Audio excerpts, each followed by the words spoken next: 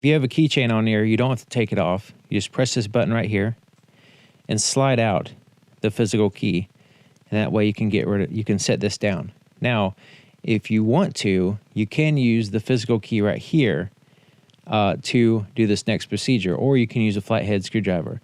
The tip of this screwdriver, this key is kind of flat, similar to a flathead screwdriver. So either way, so right in here, you can see that's where the key came out of, but right here is where you want to pry. So you just put the key right in there, or a flathead screwdriver, and twist it like so. Twist it both ways and get this popped open like so. And then once you get it started, you can grab it and pull it the rest of the way like so. Now these is little parts that can fall out, so you want to be very careful. So like the seal, the buttons, these little plastic pieces here on the side, there's little pieces that you just kind of keep an eye out when you open it up to make sure not things don't go flying out and dropping on you. You can open it up this way, or just make sure that you know what's going to happen when you open it up.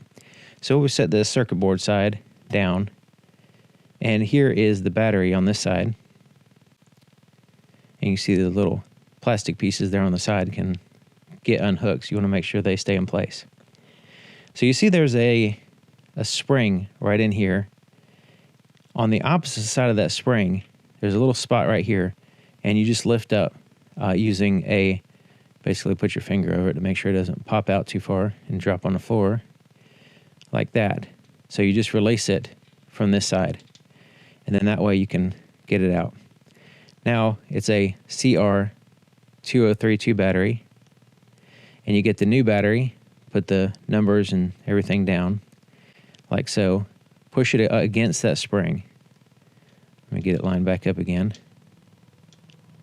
So you want to get it like that, and then you want to go push it down against that spring first. All right, there we go. Compress that spring and then push down, and then it'll be secure. So make sure that this spring doesn't pop out of place or anything like that. All right, so now we get the other side,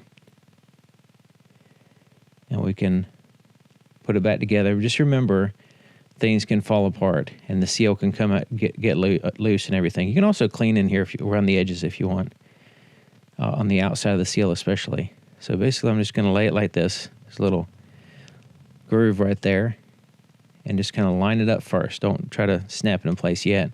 Just kind of line everything up, hold it loosely, and line everything up. And then, without pressing the buttons, ideally, you kind of start snapping around the edge. Go around, snap, snap.